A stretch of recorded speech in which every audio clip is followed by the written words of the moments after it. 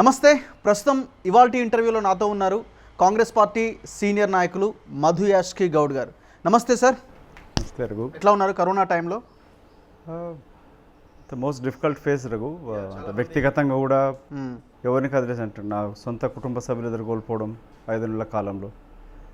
ఏ మిత్రుడిని అడిగినా, కాంగ్రెస్ పార్టీ కార్యకర్తలను అడిగినా, లేక దేశంలో ఎవరితో చూస్తుంటే కూడా, ఏ పట్టణాన్ని ఏ నగరానికి వెళ్ళినా కూడా ఈ కరోనా కష్టకాలంలో ఈ సెకండ్ వేవ్ విజృంభించడంతో ఐదర్ కుటుంబ సభ్యులను కోల్పోవడం, లేక ఒకవేళ ఈ కరోనా సోకి బతికి బయటపడ్డా కూడా ఆర్థికంగా చనిపోవడం జరుగుతుంది ఎన్నో కుటుంబాలు.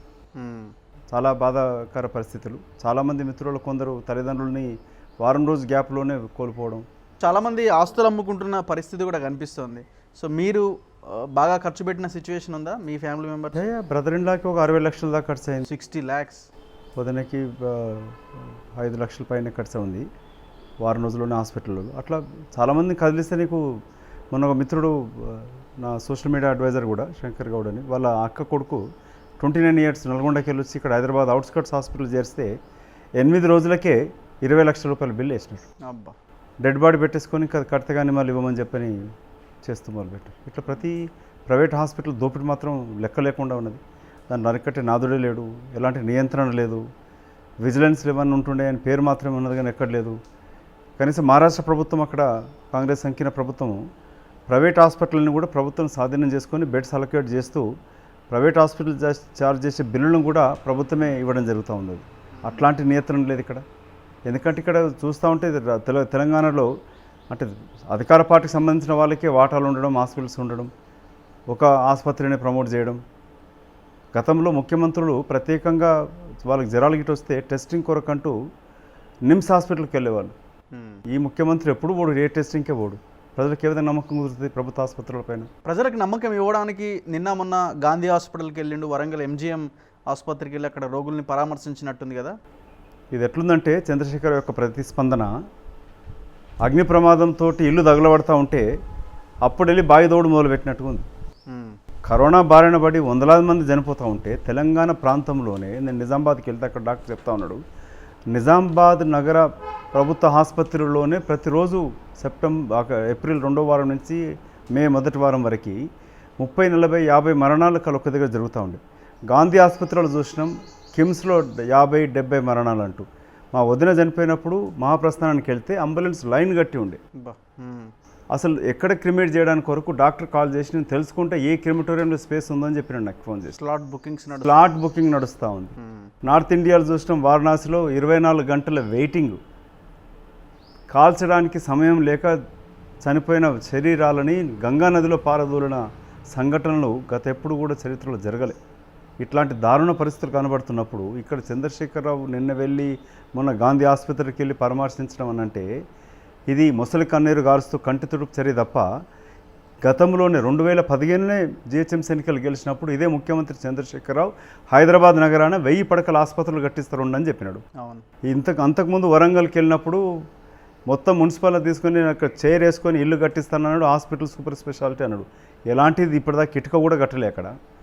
మరొకసారి పోయి వారు చేస్తున్న ఈ కరణంలో దారి మళ్లింపు, నేనేదో ఉన్నా అని చెప్పడం తప్పితే, అంటే PPE కిట్ లేకుండా వెళ్ళిన మొట్టమొదటి ముఖ్యమంత్రి అని ప్రచారం చేసుకుంటున్నారు కదా. కరోనా సోకిన ఎవరికన్నా 2-3 నెలల వరకు యాంటీబాడీ డెవలప్ అయ్యి ఉంటుంది. మళ్ళీ సోకదు అక్కడ. ఎందుకెళ్ళా ఇదే ముఖ్యమంత్రి ఫామ్ హౌస్లో ఉన్నాడు కదా ఇన్ని రోజులు. వందలాది వేల మంది చనిపోతున్నప్పుడు మాట్లాడిన వ్యక్తి, కదలని వ్యక్తి, కనీసం పరామర్శించిన వ్యక్తి, గతం మొదటి ఫేజ్లో వచ్చి డైలీ ప్రెస్ మీట్లు పెడతా ఉండే, ఇవాళ ఉన్న ఆరోగ్య శాఖ మంత్రిని ఊడబీకి PPE టికెట్ పోకుండా పోవడం అంటే అది గొప్పన. అక్కడ హాస్పిటల్ అంతా శానిటైజ్ చేసి అసలు ఉన్న రోగులు కూడా ఎవరో తెలియదు. నువ్వు ఇచ్చింది ఏంది అసలు? ముఖ్యమంత్రి వెళ్ళి చేసింది ఏంటి అక్కడ? కర్ణాటక నీదిగా తెలుసుకున్నా కూడా, మిగతా రాజస్థాన్ ఏ ముఖ్యమంత్రులు తీసుకుంటే కూడా, మిగతా రాష్ట్రాలతో కంపేర్ చేస్తే మనం చాలా గొప్పగా ఉన్నామని పదే చెప్తున్నారు కదా. ప్రజలను చంపడంలో గొప్పగా ఉన్నాడు. మీ సావు మీరు చావడం చెప్పడంలో చంద్రశేఖరరావు చాలా గొప్పగా ఉన్నాడు. తెలంగాణ అన్నింటిలో ముందట్లో ఉంది. పక్కన మొన్న ప్రమాణం స్వీకారం చేసిన స్టాలిన్ ఏ విధంగా నివారణ చర్యలు తీసుకుంటున్నాడు, ఎలా కరోనా బాధిన పడ్డ ప్రతి ఒక్కరికి కూడా ఉచిత వైద్యం కల్పిస్తూ ఉన్నాడు. ఇంక్లూడింగ్ ప్రెస్ మిత్రులను కూడా, పత్రికా మిత్రులకు కూడా వాళ్ళను ఫ్రంట్ వారియర్స్ కింద లెక్క చేస్తూ ఉచిత వైద్య సదుపాయాలు ఎన్నో రాష్ట్రాలు కల్పిస్తూ ఉన్నాయి. ఇతను చంద్రశేఖర్ దేంట్లో ముందున్నాడు, టెస్టులు లేకుండా కనబడకుండా ఇప్పుడు ప్రజలు తిరగబడే ప్రమాదం వచ్చినప్పుడు ఆసుపత్రిలోకి వెళ్ళి ముఖం చూపిస్తూ వస్తున్నాడు. కొడుకుని టాస్క్ ఫోర్స్కి అపాయింట్ చేసినాడు తారక రామారావు. ఏం పోయినట్టు టాస్క్ ఫోర్స్ ఏం చేసినట్టు? జనం కోసమే కదా. టాస్క్ ఫోర్స్ ప్రశ్నలు అడిగితే మా అయ్యకి చెప్తానంటాడు. ఎవరికొరకు చేసినాడు, ఏం చేసినావు, ఎక్కడ నివారణ చేసినావు? నీ టాస్క్ ఫోర్స్ తోటి గతంలో అక్రమ నిల్వలు చేసుకుంటే కూడా విజిలెన్స్ వెళ్ళి దాడులు చేస్తూ ఉండే, ఆహార ధాన్యాలు నిల్వ చేసినప్పుడు. అలాంటి చర్యలు ఏమైనా చేసినావా? ఒక్క ప్రైవేట్ ఆసుపత్రి పైన దాడి కానీ పర్యవేక్షణ కానీ ప్రశ్నించినవా? ఆక్సిజన్ కొరత లేకుండా చూస్తున్నామని అంటున్నారు, రెమెడీసివిర్ ఇంజక్షన్ల కొరత లేకుండా చూస్తున్నామని అంటున్నారు. ఆక్సిజన్ దొరకక మొన్న ఏంటి హాస్పిటల్లో 26 మంది చనిపోయారు కదా రఘు. ఇతన బుద్ధి శరం ఉండాలి మాట్లాడడానికి, మానవత్వం అని ఉండాలా. ఆక్సిజన్ కొరత అని మాట్లాడుతున్నప్పుడు ఆక్సిజన్ ఎక్కడికి బయటికి వెళ్ళి తీసుకొచ్చినావు? మొదటి వేవ్ తర్వాత ఏం తదుపరి చర్యలు తీసుకున్నావు? ఇక్కడ స్టేడియంని మార్చి 100 బెడ్ హాస్పిటల్ లాగా చేసినామని చెప్పినావు. ఇతను 2014 ఎన్నికల ప్రణాళికలను చెప్పింది ప్రతి మండల కేంద్రాన్ని 50 పడకల ఆసుపత్రి, జిల్లా కేంద్రాలలో 250 పడకల ఆసుపత్రులు అని చెప్పినావు. ఇప్పుడు మెడికల్ కాలేజీని ప్రకటిస్తూ ఉన్నావు. ఎక్కడ ఆక్సిజన్ కొరత లేని ఎక్కడ చూసినావు, ఎక్కడ కాపాడినావు? వ్యాక్సిన్ లేకుండా ఎక్కడ ఏ దేశాలు గమనిస్తే కూడా మీరు వ్యాక్సిన్ కొరకు నీ సొంత ఇరిగేషన్ కాంట్రాక్ట్ డబ్బులు వచ్చేదానికేమో ఎలాంటి బెనామీ కింద టెండర్ లేకుండా కాంట్రాక్ట్లు ఇస్తూ ఉంటావు. వ్యాక్సిన్ కావాల్సింది 24 అవర్స్లో ప్రొక్యూర్ చేసుకు. ఇప్పుడు ఆరోగ్య శాఖ మొత్తం వాళ్ళ చేతిలోనే ఉంది కదా. కేసీఆర్ ఆరోగ్య శాఖ తన చేతిలో ఉంది. టాస్క్ ఫోర్స్ కమిటీని లీడ్ చేస్తుంది కేటీఆర్. ఇంకోవైపున హరీష్ రావు రివ్యూల మీద రివ్యూలు చేస్తున్నాడు, అంతా బాగానే ఉందని చెప్తున్నాడు. ఈ ముగ్గురి మధ్య తిరుగుతుంది కదా మొత్తం ఆరోగ్యం అంతా. సరిగ్గా ఆరోగ్యం దగ్గర జరుగుతుంది.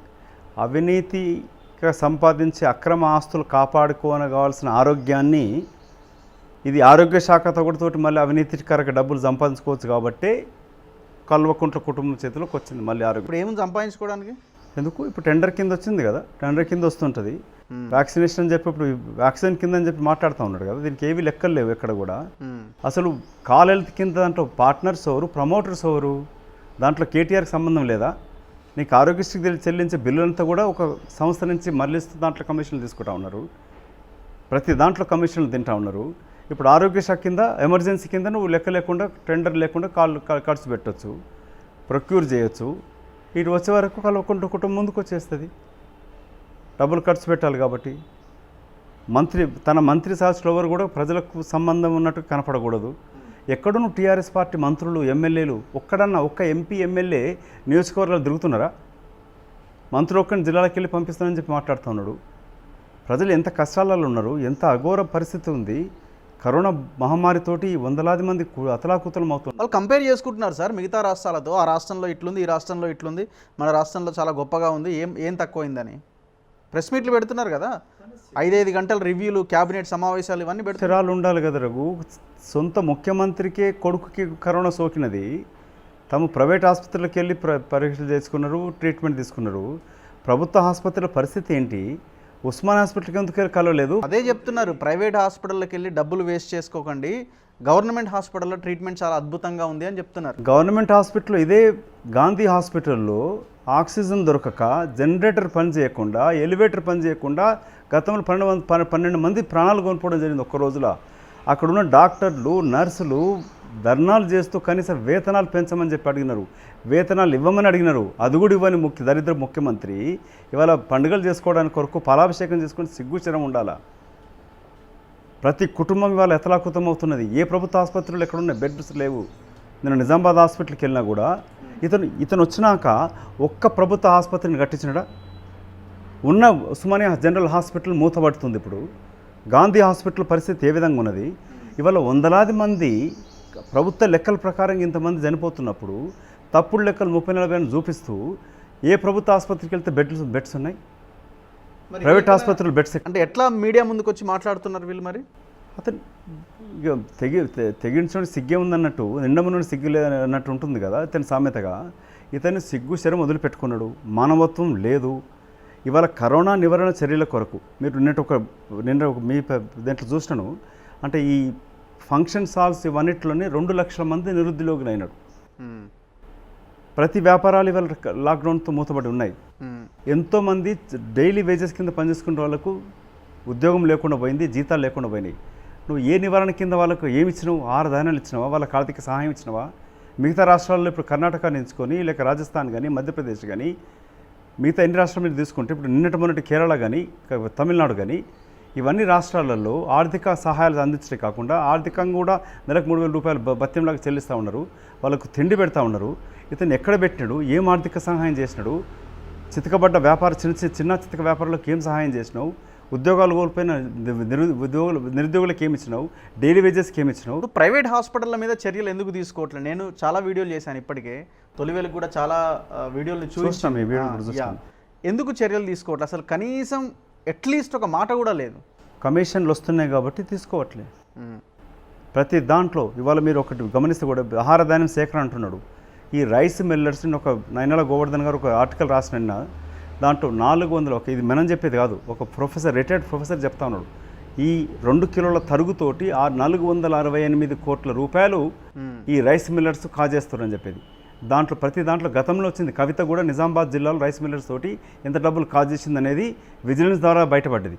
ఆ రైస్ మిల్లర్స్ చెప్పి 22 కోట్ల రూపాయలు తీసుకుంది కవిత అని చెప్పని. ఇట్లాంటి ప్రతి దాంట్లో కమిషన్లు తింటా ఉన్నారు. ప్రైవేట్ ఆసుపత్రుల నుంచి కూడా ప్రతి ఎమ్మెల్యేకి స్థానిక ఎమ్మెల్యే ఎవరి వాళ్ళ 100 మంది 101 మంది వాళ్ళే ఉన్నారు, ఎంపీలు వాళ్ళే ఉన్నారు. ప్రతి దగ్గర కమిషన్లు తీసుకుంటా ఉన్నారు.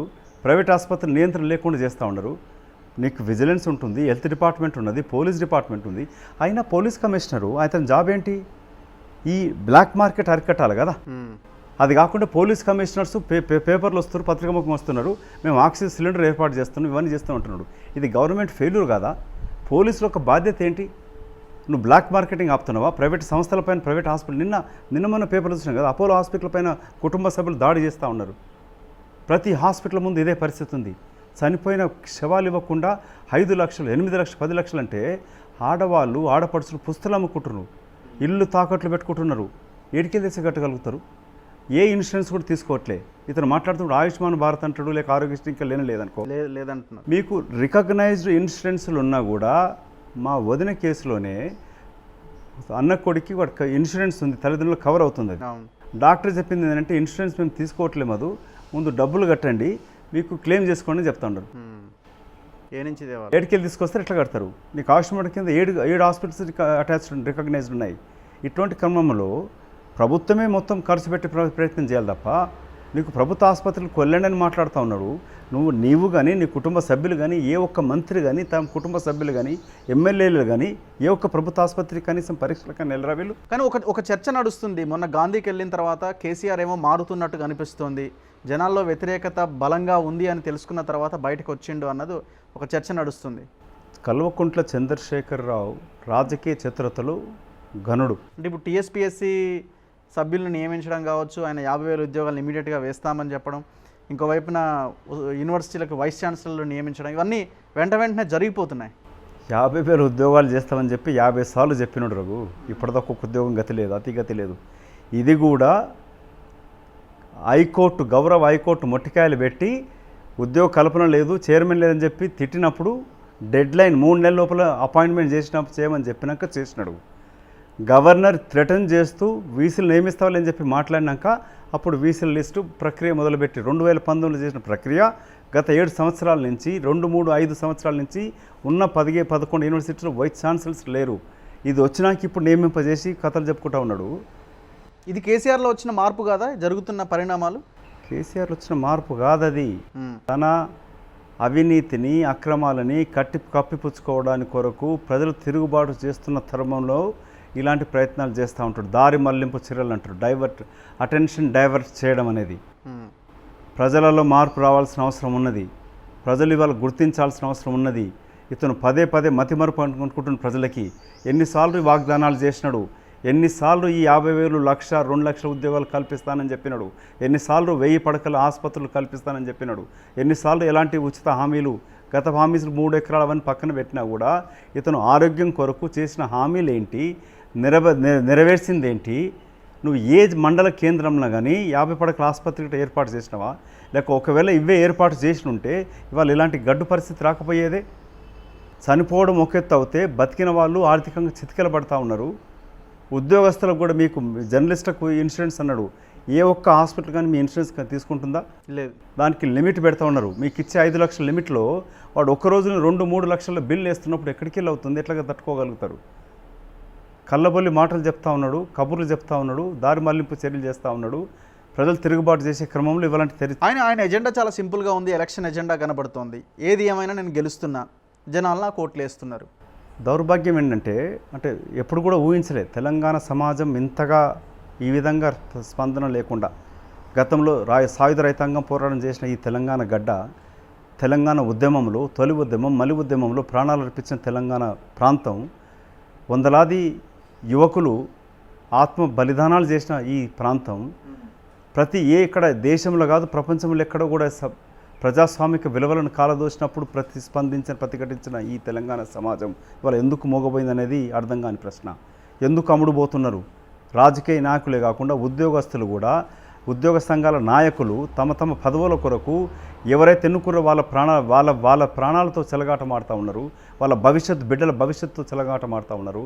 ఎందుకు ఇవాళ తెలంగాణ సమాజం ఈ విధంగా ఉందనేది ఆలోచించాల్సిన ప్రశ్న ఇప్పుడు ఎదురవుతుంది. ఎక్కడికి వెళ్ళి వస్తూ ఉన్న ఇన్ని డబ్బులు? ప్రతి ఎలక్షన్స్లో చంద్రశేఖరరావు యొక్క రాజకీయం అంతా కూడా ఎన్నికల చుట్టూ తిరుగుతూ ఉన్నది. అతను రాజీనామా చేసి ఎలక్షన్ల చుట్టూ తీసుకొచ్చి నడిపిస్తూ ఉంటాడు.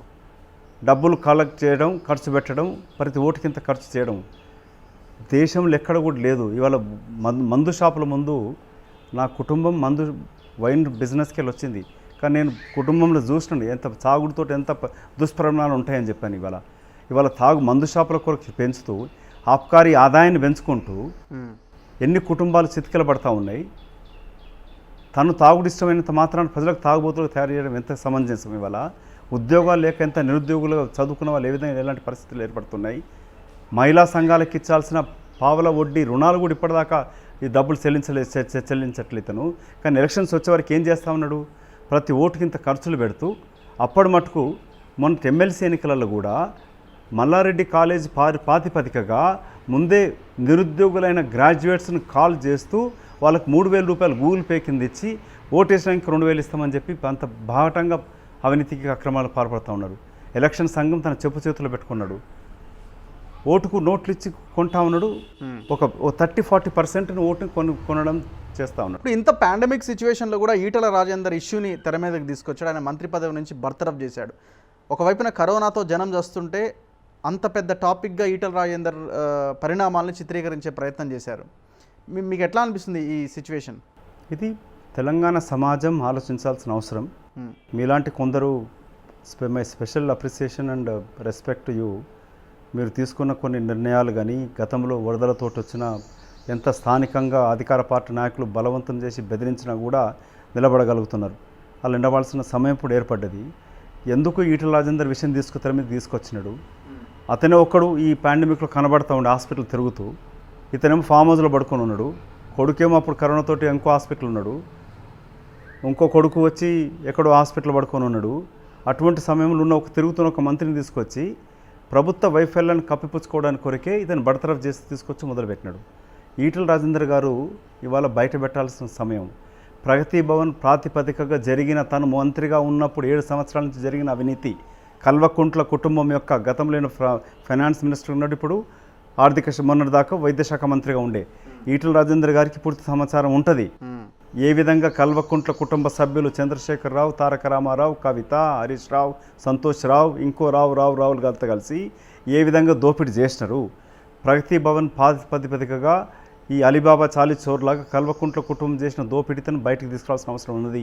ఎన్ని అక్రమ ఆస్తులు, ఎంత ఫామ్ హౌజులు, ఎన్ని బిల్డింగ్లు కట్టుకున్నారు, మిగతా రాష్ట్రాల్లో ఏ విధంగా అక్రమంగా డబ్బులు పెట్టి బెంగళూరులో కట్టుకున్నారు, డబ్బులు అక్కడ ఇన్వెస్ట్ చేసినారు దుబాయ్ కాడికి వెళ్ళి, ఇవన్నీ కూడా ఆర్థిక శాఖ ఉన్నప్పుడు తనకే సమాచారం ఉండి ఉంటుంది.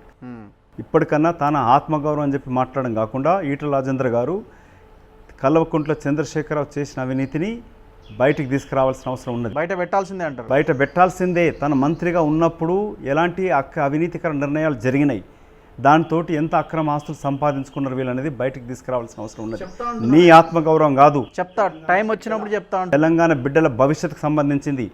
నీ హ్యాచరీస్కో, నీ అక్రమ కొన్ని భూములకో లేక వాటిపైన దాడులు జరిగిందని చెప్పి మాట్లాడడం కాదు. ఇవాళ మీరు ఉద్యమ ప్రాతిపదికన వచ్చినప్పుడు, ఉద్యమ బ్యాక్గ్రౌండ్తో వచ్చిన మీరు ఇవాళ తెలంగాణ బిడ్డల భవిష్యత్తు తాకట్టు పెడుతూ దోచుకున్న కల్వకుంట్ల కుటుంబ అవినీతిని, అక్రమాలను బయటకు తీసాల్సిన అవసరం ముందు ఉన్నది. ఆ బాధ్యత టైం ముందే వచ్చింది, ఎప్పుడో వచ్చింది. ఇంకా టైం ఎప్పుడు వస్తుంది? ఇంకా తనకు మన ఆస్తులు, నా సొంత ఆస్తులు పోతున్నాయని బాధపడడం కాదు. తెలంగాణ బిడ్డల భవిష్యత్తులు దోచుకున్న కుటుంబాన్ని బయటకు రోడ్డు మీదకి ఈడాల్సిన అవసరం సమయం ఏర్పడ్డది ఇక్కడ. అది ముందు బయట పెడితే ప్రజలు హర్షిస్తారు, ఆదరిస్తారు, గౌరవిస్తారు. మరి ఇంకా ఎందుకు వేచి చూసే ధోరణితో కనిపిస్తున్నారు ఈటల రాజేందర్? నాకు ఇప్పుడు ఈటల రాజేందర్ సమస్య ఇప్పుడు మన ముందు ఉన్నది కాదు రఘు. మీరు ఏ విధంగా ప్రైవేట్ ఆసుపత్రులకు వెళ్ళి మనం చూసి ఎల్బీ నగర్ తీసుకుని బయట పెడుతుంటే ఇవాళ ఇమీడియట్ ప్రజలకు ముందున్న సమస్య జీవన మరణ సమస్య.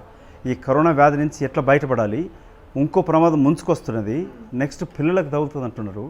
ఒక పిల్లలకు వచ్చినప్పుడు అది ఇంకా ప్రమాదకరంగా ఉంటుంది. వాళ్ళ రోగ నిరోధక శక్తి పిల్లల్లో తక్కువ ఉంటుంది. 2, 3, 4, 5, 8 సంవత్సరాల పిల్లలకి నిరోధ తక్కువ ఉన్నప్పుడు ఆ పిల్లలను కాపాడుకోవడం ఏ విధంగా ఉంటుంది? ఉత్తరాఖండ్లో ఆల్రెడీ 3,000 మందికి పైన అధికారికంగా ప్రకటించినారు పిల్లలకి కరోనా సోకిందని. మిగతా రాష్ట్రాలు వస్తుంది. బ్లాక్ ఫంగస్ అంటూ ఒక కొత్త వ్యాధి వస్తూ ఉంది. వీటిని నుంచి రక్షించుకోవడానికి కొరకు తీసుకోవాల్సిన చర్యలు ఏంటి? ఇతను ప్రతిపక్ష పార్టీ సిద్ధంగా ఉన్నాం కలిసి పనిచేయడానికి కొరకు ప్రభుత్వంతో వాళ్ళని కలుపుకొని ఇక్కడ మాట్లాడగలుగుతున్నాడా? గతంలో బట్టి విక్రమార్క గారు అసెంబ్లీ సమావేశాల కన్నా ముందు ప్రభుత్వ ఆసుపత్రులు తిరిగి వచ్చి ప్రభుత్వ ఆసుపత్రుల్లో ఇన్ని సౌకర్యాలు తక్కువ ఉన్నాయి, ఇవన్నీ కల్పించాలని చెప్పి మాట్లాడితే అతనిపైన అవహేళన చేస్తూ బట్టి విక్రమార్కను అవహేళన చేస్తూ మాట్లాడిన ముఖ్యమంత్రి ఈరోజు కళ్ళు తెరుచుకొని ఇప్పుడు ప్రభుత్వ ఆసుపత్రి తిరిగి వచ్చి మాట్లాడుతూ ఉన్నాడు. ప్రజల ముందున్న అత్యవసర సమస్య ఇవాళ ఇది. ముందు వ్యాక్సినేషన్స్ ఇప్పటిదాకా లేవు. 4 రోజుల నుంచి తెలంగాణ రాష్ట్రంలో మేమేం చేయాలి, కేంద్రం ఇస్తే వ్యాక్సిన్ అన్నట్టుగా మాట్లాడుతున్నారు. కేంద్రం ఇస్తే రెమిడెసివిర్ ఇంజెక్షన్. ఇద్దరి బీజేపీ టీఆర్ఎస్ పార్టీ డ్రామాలు ఆడుతూ ఉన్నాయి. అక్కడ ప్రధానమంత్రి ఏమో ప్రశంసిస్తున్నా అంటాడు, చంద్రశేఖర్ చేస్తున్న దోపిడీని ప్రశంసిస్తూ అతను అభినందన తెలుపుతూ ఉంటాడు. ఇక్కడ రాష్ట్ర అధ్యక్షుడేమో బీజేపీ అధ్యక్షుడు ఇతను జైలు పెడతానని చెప్పి మాట్లాడతాడు. ఇద్దరు దాగుడు మూటలు ఆడుతూ ఉన్నారు. ఇద్దరు తెర వెనకాలనేమో ప్రేమాయణం, తెర ముందేమో గుద్దులు చూపిస్తూ ఉన్నారు. కేంద్రం ఏమో ఇచ్చిందంటారు వ్యాక్సినేషన్. 4 రోజుల నుంచి వ్యాక్సినేషన్స్ లేవు, బంద్ చేసి పెట్టినాడు. ప్రొక్యూర్ చేసుకోరకొరకు June 1 వరకు టైం అంట దానికి, టెండర్ కొరకు. మిగతా రాష్ట్రాలు కంప్లైంట్ చేస్తూ ఉన్నాయి. కేరళ నుంచి, మహారాష్ట్ర నుంచి, ఛత్తీస్గఢ్ చెప్తా ఉన్నారు సిరమ్ ఇన్స్టిట్యూట్ వాడు ఫోన్లు కూడా ఎత్తుకోవట్లేదని చెప్పి. ఏ విధంగా కేంద్ర ప్రభుత్వం సమర్థించుకుంటుంది రఘు? దీంట్లో నువ్వు కేంద్ర ప్రభుత్వానికి ఒక ధర, బయటి దేశాలకు ఎగుమతి చేసింది ఒక్కొక్క ధర, భారతదేశ పౌరులకు ఇవ్వకుండా 6 కోట్ల వ్యాక్సిన్స్ని డబ్బులు తీసుకొని ఎక్స్పోర్ట్ చేసిన గౌరవ ప్రధానమంత్రి, దరిద్ర ప్రధానమంత్రి. అదే 6 కోట్ల వ్యాక్సిన్స్ గిట్ట దేశ ప్రజలకు వేసింటే ఇవాళ ఎన్నో ప్రాణాలు కాపాడగలిగేది. ఏ ప్రభుత్వ దేశాలను మీరు గమనిస్తే ఇజ్రాయెల్ నుంచి ముందుగానే వ్యాక్సినేషన్స్ ప్లానింగ్ చేసుకొని యావత్తు దేశ ప్రజలకు వ్యాక్సినేషన్ చేయడంతో వాళ్ళ మాస్క్ కూడా తీసేయడం జరిగినది. అమెరికా దేశంలో 50% పైన వ్యాక్సినేషన్ ఇవ్వడంతో మాస్క్ కూడా తొలగించారు అక్కడ. ఇదే ప్రధానమంత్రి 29 జనవరి రోజు దేశ ప్రజలను ఉద్దేశిస్తూ భారతదేశం వ్యాక్సిన్ రాజధానిగా మారింది, ప్రపంచ దేశాలకి హ్యుమానిటేరియన్ గ్రౌండ్స్ పైన సప్లై చేస్తున్నాం అన్నాడు. అది వాళ్ళ సంవిత్ పాత్రను బయట పెట్టినాడు. 1 కోటి వ్యాక్సిన్సే ఉచితంగా ఇస్తూ తన ప్రతిష్ట కొరకు 5 కోట్ల వ్యాక్సిన్స్ డబ్బులు తీసుకొని ఎక్స్పోర్ట్ చేసారు at the cost of Indian citizens.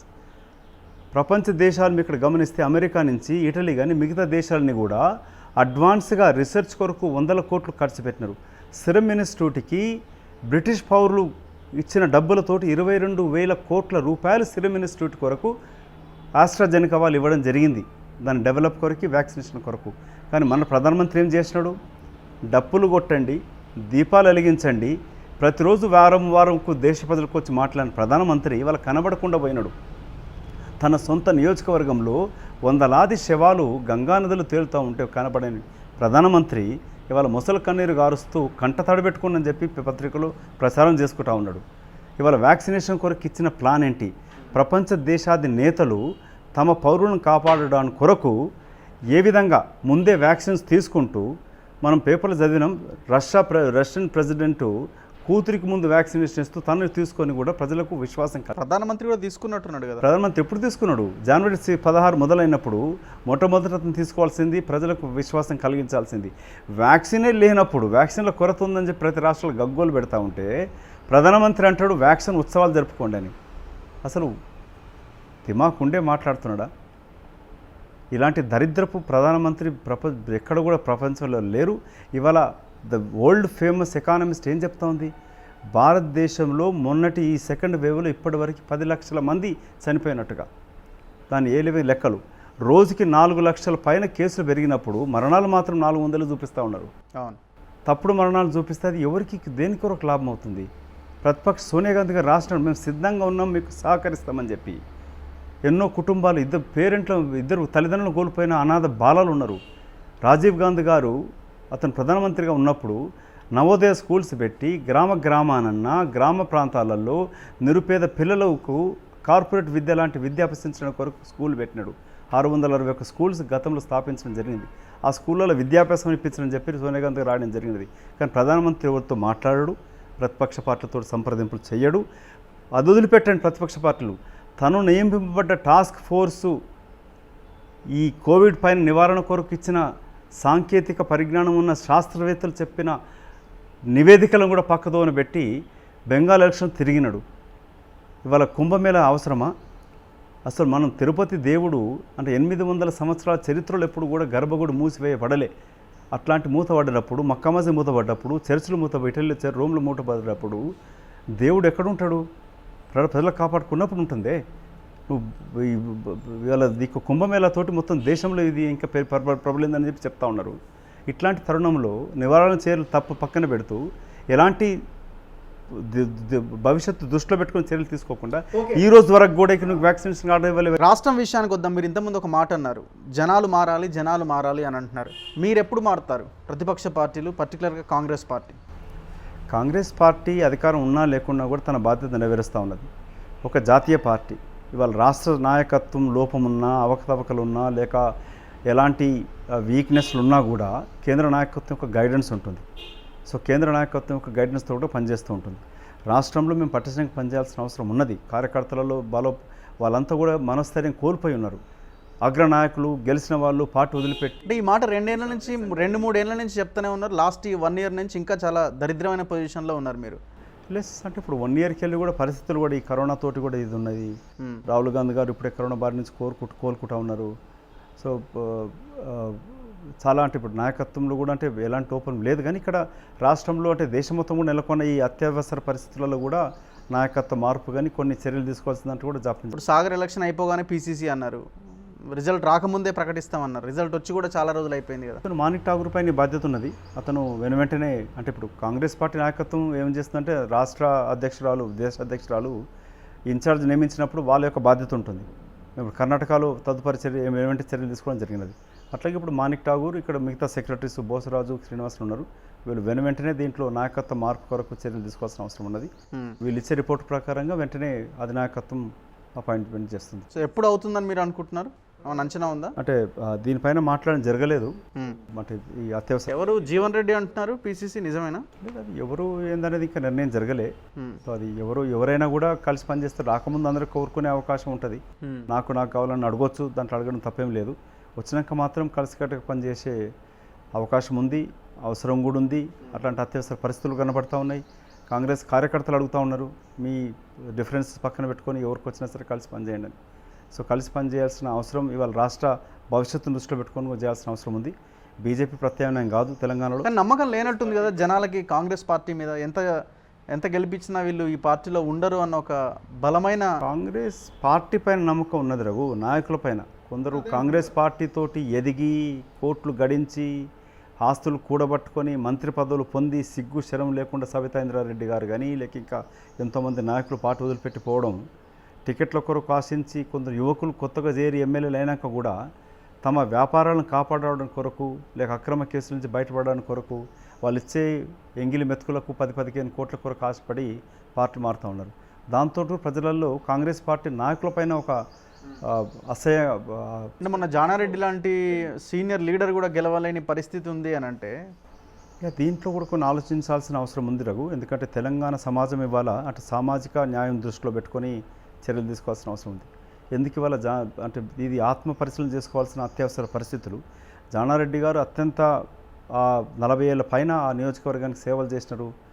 మంచి పేరున్న వ్యక్తి, ప్రతి ఊరున పేరున గుర్తుపెట్టగలిగిన వ్యక్తి ఒక యువకుడి చేతిలో ఓడిపోవడం అనేది అత్యంత బాధ కలిగించే విషయం. ఎవరు రానవసరం లేదు, గెలిచిపోయిననే పరిస్థితులకు కనబడుతూ ఉండే. అదే భరత్కి ఇచ్చే టికెట్కి ఇస్తే గెలిచిపోయినట్టే చంద్రశేఖరరావు గెలిపిస్తాడనే ప్రచారం ఒకటి జరిగినది. ఇట్లాంటి క్రమంలో జానారెడ్డి ఓడిపోవడం అనేది కార్యకర్తల్లో అత్యంత నిరుత్సాహం కలిగించే పరిస్థితులు. ఈ వరంగల్ ఖమ్మం గెలుస్తామని పెద్దగా ఆశ లేకపోయినా నాగార్జున సాగర్ గెలుస్తామని పూర్తి విశ్వాసం నాయకత్వంలో ఉండే, కార్యకర్తలలో ఉండే, కేంద్రం నుంచి పరిస్థితులలో ఉండే ఇంత భారీ మెజార్టీతో ఓడిపోవడం అనేది చాలా బాధ కలిగించే విషయం. దెన్ ఎట్లా ఇది పరిస్థితిని మీరు ఎట్లా మార్చుకోగలుగుతారు అన్నది నా పాయింట్. వెల్ గడ్డ పరిస్థితి ఉంది అంటే ఇప్పుడు కరోనా సోకిన వాటి అంటే జనం నమ్మాలి కదా మిమ్మల్ని ఫస్ట్. జనము టీఆర్ఎస్కి ఆల్టర్నేట్ కాంగ్రెస్ కాదు అనుకునే పరిస్థితిలోకి ఆల్మోస్ట్ వెళ్ళిపోయారేమో అనిపిస్తుంది. ఒక్కటి గమనించండి రఘు, మీరు కూడా బాగా విశ్లేషణ చేస్తూ ఉంటారు. 2004లో వాజ్పేయి గారు ఇంకా ఆల్టర్నేటివే లేదు, భారత్ షైనింగ్ అని, ఇండియా షైనింగ్ అని అంటూ అప్పుడు ప్రతిపక్ష పార్టీ కూడా కలయిక గట్టిగా లేకుండే, సోనియా గాంధీ గారు నాయకత్వం నమ్ముతారని ఒక ప్రశ్న ఉండే. అట్లాంటి క్రమంలో టాలెస్ట్ నాయకుడైన వాజ్పేయి గారి ప్రభుత్వమే పడిపోవడం జరిగినది. ఇటు ఎన్టీ రామారావు గారు ఉన్నప్పుడు కానీ, లేక 2004లో ఇదే తెలుగుదేశం పార్టీ కూడా అంటే ఫైటింగ్ అయితే గట్టిగానే ఉంది కదా, అపోజిషన్ పవర్లో ఉన్న వాళ్ళైతే స్ట్రాంగ్గానే ఉన్నారు కదా. వ్యతిరేకత అంటూ మొదలైనప్పుడు చంద్రశేఖరరావు యొక్క అసమర్థత పాలన, చంద్రశేఖరరావు యొక్క అవినీతి, చంద్రశేఖరరావు యొక్క ఈ అసమర్థ పాలనతోటి ఎలా తెలంగాణ అస్తవ్యస్తమైనది, తెలంగాణ బిడ్డల భవిష్యత్ అగ్నిగోచరంగా మారినప్పుడు, ప్రజలలో తిరుగుబాటు మొదలైనప్పుడు ఎవరు ఎదురుగా చూడరు. అక్కడ ఒకసారి నీ మీద నమ్మకం పోయినప్పుడు అంటూ రాజకీయ నాయకులపై నమ్మకం పోయినప్పుడు ప్రత్యర్థులు ఎవరాని చూడరు. అక్కడ మీరు గతంలో ఇందిరాగాంధీ కూడా ఓడిపోవడం జరిగినది, ఎన్టీ రామారావు కూడా ఓడిపోవడం జరిగినది. ఒకసారి ఆ వ్యతిరేకత అంటూ మొదలైనప్పుడు ప్రజలు ఎవరైనా చూడరు. అక్కడ ఒక ఆల్టర్నేట్ పార్టీ వస్తే ఎట్లుంటుంది అని అనుకుంటున్నారు? అవసరం లేదనుకుంటున్నాను. ఆల్టర్నేట్ పార్టీ అన్న అవసరం ఈటల రాజేంద్ర అన్న పార్టీ పెడితే అవసరమే లేదు రఘు. ఇక్కడ కాంగ్రెస్ పార్టీ, బీజేపీ రెండు బలంగా ఉన్నాయి తెలంగాణలో. తెలంగాణ రాష్ట్రం తీసుకురావడంలో కాంగ్రెస్ పార్టీకి తోడుగా బీజేపీ కూడా కేంద్రంలో పార్లమెంట్లో పనిచేసినది. తెలంగాణ ప్రజలలో కాంగ్రెస్ పార్టీ పైన ఆంధ్రాలో కాకుండా, ఆంధ్రప్రదేశ్లో ఉన్నట్టు కాకుండా తెలంగాణలో పార్టీ పైన వ్యతిరేకత లేదు. సోనియా గాంధీ గారి పైన ఇప్పటికీ ప్రజలలో నమ్మకం ఉన్నది. కాంగ్రెసే తెలంగాణ ఏర్పాటు చేసిందని ఒక ప్రజలపైన విశ్వాసం ఉంది. లోపమంతా కూడా తెలంగాణలో ఉన్న కాంగ్రెస్ నాయకత్వం ప్రజలలో ఉన్న ఆ కాంగ్రెస్ పైన, పార్టీ పైన ఉన్న మమకారాన్ని, నమ్మకాన్ని వాళ్లకు కాన్ఫిడెన్స్ ఇస్తూ, నమ్మకం కలిగిస్తూ, కాంగ్రెస్ పార్టీ ద్వారానే రేపు తెలంగాణ భవిష్యత్తు బాగుంటుందని కలిగించినప్పుడు తప్పకుండా ప్రజలు ఆదరిస్తారు. మూడో పార్టీ రావాల్సిన అవసరం ఎక్కడ కనబడట్లేదు. ఈటల రాజేందర్ పార్టీ పెడితే బెటర్ అంటారా, వేరే పార్టీలోకి వెళ్తే బాగుంటుంది అంటారా? పెట్టినప్పుడు, చేసినప్పుడు మనం స్పందిస్తే బాగుంటుంది. అంటే హుజూరాబాద్ ఎలక్షన్ వచ్చే ఛాన్సెస్ కనిపిస్తున్నాయి ఒకవేళ రిజైన్ చేస్తే. రిజైనే చేయలే కదా. ఒక ఇన్ కేస్ చేయడం అయితే తప్పకపోవచ్చు, ఇప్పుడు కాకపోయినా ఇంకొక 2-3 నెలలు. టీఆర్ఎస్ పార్టీ నాయకులకు అంత ధైర్యం ఉంటుంది అనుకోవట్లే. గతంలో రాజయ్య ఉండే, అతను ఆరోగ్య శాఖ మంత్రిగానే ఉండే, డిప్యూటీ ముఖ్యమంత్రిగా ఉండే. నేను అతను పరామర్శించడానికి కొరకు ఇదే అపోలో హాస్పిటల్ సోమాజిగూడకి వెళ్ళాను, బర్కత్పురాకి. అతనితో మాట్లాడి నేను బయటకు వచ్చి మీడియా మిత్రులతో మాట్లాడుతూ ఉన్నా. అతను టీఆర్ఎస్లో వాపసు పోడు, ఇట్లా అవమానం జరిగినది ఒక దళితుడు అని చెప్తా ఉంటే నాకు ఇంకో మిత్రుడు చెవులో చెప్పినాడు, లేదు లేదు వెనకాల డోర్లకి వెళ్ళిపోతున్నాడు అని చెప్పాను. నేను ఇటు మాట్లాడుతాను, వెనక డోర్లకి వచ్చినాడు, కేసీఆర్ నా తండ్రి అని చెప్పుకున్నాడు. ఇవాళ ఈటల రాజేందర్ గారు బయటకు వచ్చి నేను కేసీఆర్ గారితోనే ఉన్నాను, పార్టీకి పని చేసినాను, నమ్మకంగా ఉన్నాను అని చెప్తే ఎవరు నమ్ముతారు ప్రజలు?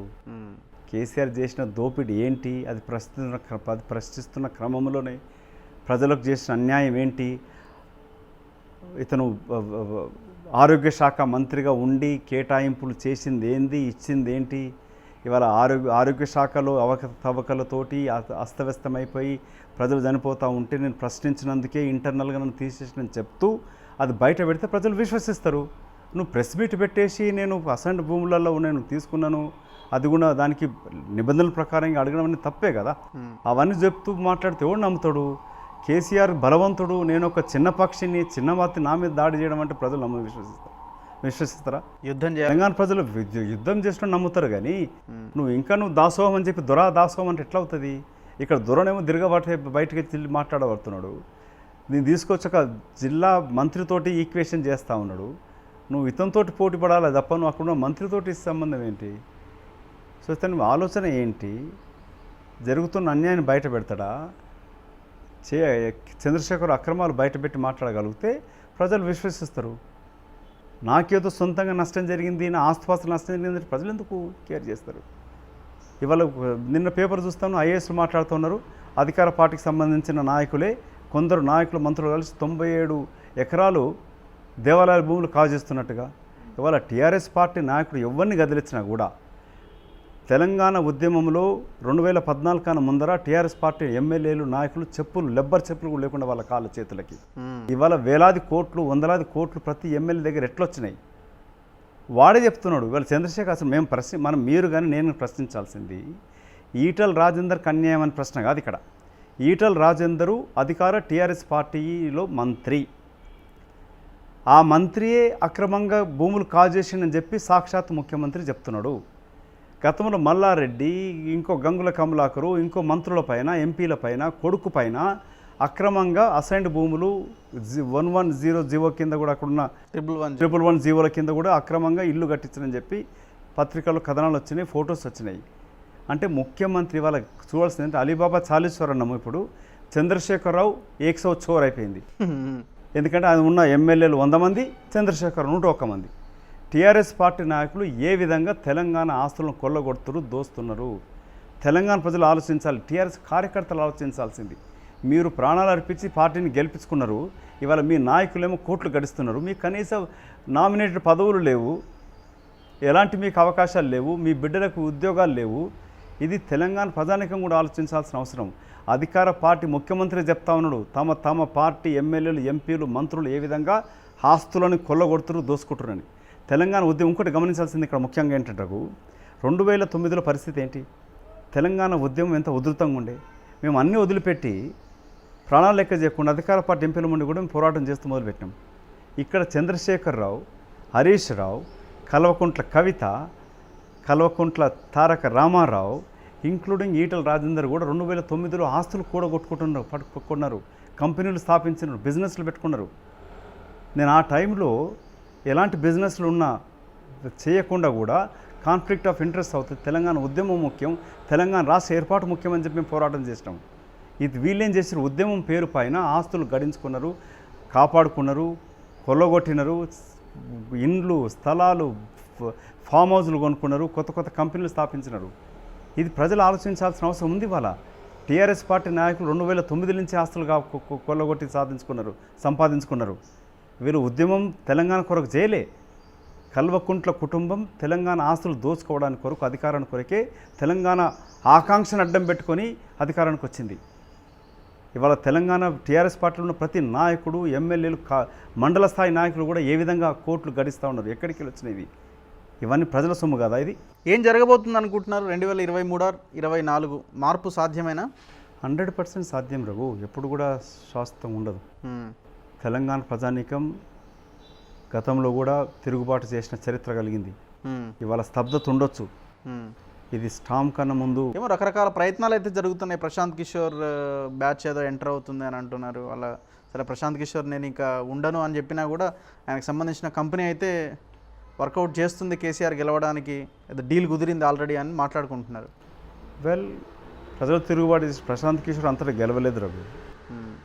ప్రశాంత్ కిషోర్ ఐడియాస్ ఇచ్చినా కూడా అక్కడ ప్రత్యక్షంగా పోరాటం చేసింది ఎవరు? సైనికురాలు మమత. 10 సంవత్సరాలు నీకు తమిళనాడులో ప్రతి 5 ఇయర్స్కి ప్రభుత్వం మారుతూ ఉంటుంది. జయలలిత లేదు, కరుణానిధి లేడు, 10 సంవత్సరాల అక్రమ పాలన అక్కడ ఏఐడిఎం కనబడుతూ ఉంది. ఆల్రెడీ అక్కడ గెలిచి వచ్చింది. తెలుగుదేశం పార్టీ ఆంధ్రలో అస్తవ్యస్తం చంద్రబాబు చేసిన అపోహలతోటి అతను కనీసం నువ్వు అమరావతిలో ఎందుకు నిర్మించలే, ఇన్ని కోట్లు మాట్లాడుతున్న వ్యక్తి. సో తన తప్పిదాలు కప్పిపుచ్చుకోవడానికి కొరకు లేక ప్రశాంత్ కిషోర్తో గెలిపించని చెప్పడం సరికాదు అది.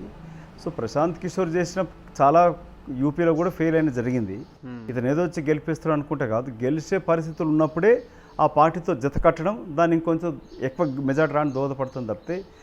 ఇంకో మీకు చెప్తాను, ఇక్కడ మహారాష్ట్ర ఎన్నికల కన్నా ముందు, మన అసెంబ్లీ ఎన్నికల కన్నా ముందు సుప్రియా సూలే గారు ప్రశాంత్ కిషోర్ గారు శరద్ పవార్ ఇంటికి తీసుకెళ్లారు. వారికి కూడా మిత్రుడు. ఇదే ప్రశాంత్ కిషోర్ మాట్లాడుతూ శరద్ పవార్ గారితో ఎన్సీపీ కాంగ్రెస్ అలయన్స్లో 50 సీట్లు కూడా రావని చెప్పడం జరిగింది. అజిత్ పవార్ కూడా తీసుకెళ్ళడం జరిగింది. శరద్ పవార్ గారు రాజకీయ దురంధరుడు కాబట్టి గంటసేపు విన్నాక ఇంకా ప్రశాంత్ కిషోర్ చెప్తా ఉంటే సుప్రియ ప్రశాంత్కు కానా కెలవని చెప్పిండట. ఇది నేను వాళ్ళు నాకు సన్నిహితులు కాబట్టి జరిగిన సంఘటన చెప్తున్నా. సో అంటే ఇంక నువ్వు చెప్పింది చాలు బాబు, ఇంట్లో భోజనం చేసి వెళ్ళిపోమని చెప్పినాడు. అతన్ని తీసుకోలే, అతను చెప్పిన విశ్లేషణ ఏది కూడా పనికి రాలే. మీరు అదే శరద్ పవార్ గారు ఈడీ నోటీస్ వస్తుందని చెప్పి పత్రికలలో టీవీలలో స్క్రోలింగ్ వచ్చింది. అతనికి నోటీస్ రాలా. నేను వారితో ప్రత్యక్షంగా డిన్నర్లో మాట్లాడి చెప్పింది. ఆ నోటీస్ వస్తుందని తెలిసిన ఇస్తుందని స్క్రోలింగ్ వచ్చినప్పుడు మోదీ గారు ఈ ప్రయత్నం చేసి శరద్ పవార్ పైన ఈడీ నోటీస్ అని చూపించినప్పుడు ఏం చేసినట్టు తను వెంటనే ఈడీ ఆఫీస్కి వెళ్ళిపోయినట్టు. కమిషనర్ ఫోన్ చేసి సార్ మీకు నోటీస్ ఇవ్వలే రావద్దంటే కూడా నోటీస్ ఇస్తామని చెప్పారు కాదు, మీరు ఇచ్చినందుకు నేనే వస్తే తీసుకుంటాను అని చెప్పి అక్కడ పోవడం జరిగినది. వర్షం పడుతుంటే 80 ఏళ్ళ వయస్సులో వర్షంలో తడుచుకుంటూ ఎన్నికల ప్రచారం కొనసాగించినాడు. ముందుండి ఫైట్ చేసినాడు. దాంతో అక్కడ ఎన్సీపీకి కాంగ్రెస్కి అన్ని సీట్లు రావడం జరిగింది. సో ప్రశాంత్ కిషోర్ ఏదో అద్భుతాలు సృష్టిస్తారనుకుంటే పొరపాటు. ఏమో రేపు సెంటిమెంటు మళ్ళీ ఇదే తెలంగాణ సెంటిమెంటు రకరకాల ప్రయోగాలు చేయడం కేసీఆర్కి అలవాటే కదా. ఒకే చక్కని ఎన్నిసార్లు క్యాచ్ చేసుకోగలుగుతాను. ఆ సెంటిమెంట్ అయిపోయింది. అమలుకు నోచుగానటువంటి హామీలు అయిపోయినాయి. కేంద్రంలో కూడా ప్రధానమంత్రి గారు ముందేమో సబ్కా సాత్ సబ్కా వికాస్ అన్నాడు, తర్వాత మోదీ హైతో మున్కిన్ అన్నాడు. వాళ్ళ మోదీ హైతో మృత్యు హై, మున్కిన్ నహీ హై. తెలంగాణలో కూడా తెలంగాణ సెంటిమెంట్ అవి ఖతం హో గయా. సెంటిమెంట్ తోటి ఇంకెన్నిసార్లు కేసీఆర్ గెలవగలుగుతాడు. ఇవాళ ప్రతి కుటుంబం కరోనా వ్యాధితో ఎంత దుర్బల పరిస్థితిలో ఉన్నది. ఉద్యోగాలు లేక ఎలాంటి పరిస్థితులు విద్యార్థులు కనబడతా ఉంది ముందు. ఇవాళ యూనివర్సిటీలో ఉస్మానియా యూనివర్సిటీ మూతబడి ఒక కొత్త కోర్సు మొదలు కాలే, కొత్త ఆసుపత్రులు మొదలు కాలే, కొత్త విద్యా సంస్థలు కాలే. 2-3 పాఠశాలలు మైనార్టీస్ కొరకు బీసీల కొరకు అంటూ ఏర్పాటు చేసి ఉన్న పాఠశాలను మూసేస్తూ ఉన్నాడు, ప్రైవేట్ పరంగా చేస్తూ ఉన్నాడు. కానీ తమ మాత్రం ఆస్తులు కళ్ళగొట్టుకొని సంపాదించుకుంటున్నాడు. సో ఇవన్నీ ప్రజల ముందు కనబడ్డప్పుడు తిరుగుబాటు మొదలవుతుంది. అప్పుడు కాంగ్రెస్ బీజేపీ అని చూడరు. అక్కడ తిరుగుబాటు అంటూ మొదలైనప్పుడు ఆ తిరుగుబాటులో కల్వకుంట్ల కుటుంబం కొట్టుకుపోవడం ఖాయం. టీఆర్ఎస్ పార్టీ మట్టి కరచడం ఖాయం. Thank you very much anyway Madhu Yashki garu. Thank you very much. ఇది కాంగ్రెస్ పార్టీ సీనియర్ నాయకులు మధు యాష్కి గౌడ్ గారితో ఇవాల్టి ఇంటర్వ్యూ. చూస్తూనే ఉండండి తొలి వెలుగు.